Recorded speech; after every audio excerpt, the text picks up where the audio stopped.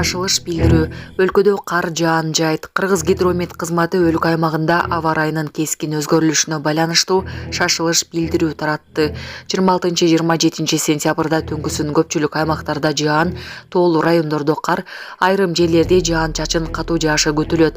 27 сентябрда күндүз Ош, Жалал Абад, Баткен, Ысык көл, Нарын областарынын көпчүлүк аймактарында, Чүй Талас облустарынын айрым жерлеринде жаан, тоолуу райондорунда кар жаашы күтүлөт. Жана башка жаңылыктар түрмөгү видеого лайк басып, Манас ТВ каналга катталып, акыркы жаңылыктардан кабардар болуп туруңуз.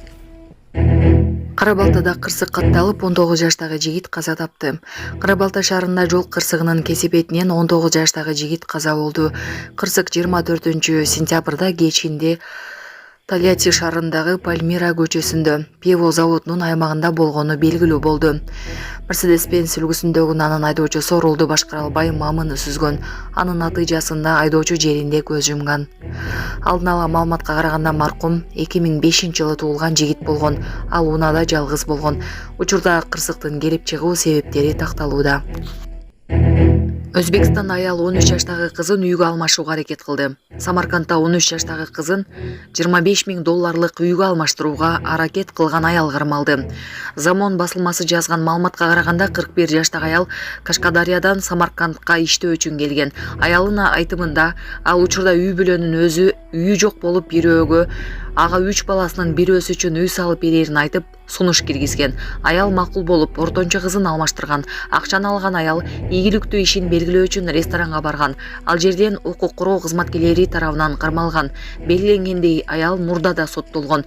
Балдар мамлекеттин карамагына өткөрүлдү. Урматтуу Москва шаарындагы мекендештер, эгерде сизди тиш оорусу тынчсыздандырып жатса, анда сизге Умбем клиникасын сунуштайбыз. Стоматология заманбап техникалык каражаттар жана материалдар менен камсыздалган. Жогорку даражадагы адистер өз ишинин сапатына кепилдик беришет. Хирургиялык стоматология, тиштерди кооздоп калыбына келтирүү, кандай гана оор абалдагы тиш болбосун, оорутпай алып салабыз, жулабыз. Тиштерди кесипкөй чеберчиликте, гигиеналык тазалоодон өткөрөбүз. Брекет системабыз да бар, имплантация жасайбыз. Протездөө, металлокерамика, цирконий жана башка түрлөрдү колдонуу менен сиз каалаган сапатта тиштериңиздерди оңдоп түзөп, салып жана тазалап беребиз. Биздин дарек Москва шаары, ВДНХ метросу, Кондратюка көчөсү 2, байланыш номеру +7 925 103 22 55. Мурдагы депутат Эмиль Бекжусупов кармалды. Курулуш компаниясынын мурдагы ээси жана башкы директору 1991-жылы туулган Эмиль Бекжусупов кармалды. Бул тууралуу Бишкек шаарынын милициясы билдирди. Борбор калаанын милициясына жарандар кайрылып, Жусуповго чара көрүүнү суранышкан. Жусупов батир алуучуларга 61 миллион сом зыян келтирген делип шектелүүдө. Бул факт боюнча алдамчылык беренеси менен кылмыш иши козголду. Жусупов убактылуу кармоочу жайга киргизилди. Ал 2021-жылы Ишеним партиясынан жогорку кеңештин депутаты болгон жана ушул жылы апрелде мандатын тапшырган болчу. Ошондой эле Жусупов буга чейин Эмаком курулуш компаниясын башкарган.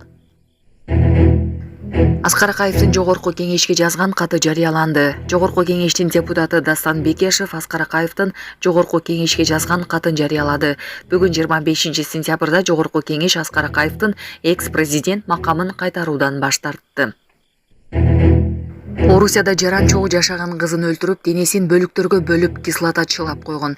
Санкт-Петербургдун тургуну чогуу жашаган кызды өлтүрүп, андан кийин сөөктү желим бочкага салып, бочканы кислота менен толтурганын орус ЖМКлары жазды. Маалыматка караганда 21 сентябрда полицияга шектүүнүн мурдагы аялы кайрылып, анын мурдагы күйөөсү кылмыш кылганын билдирген.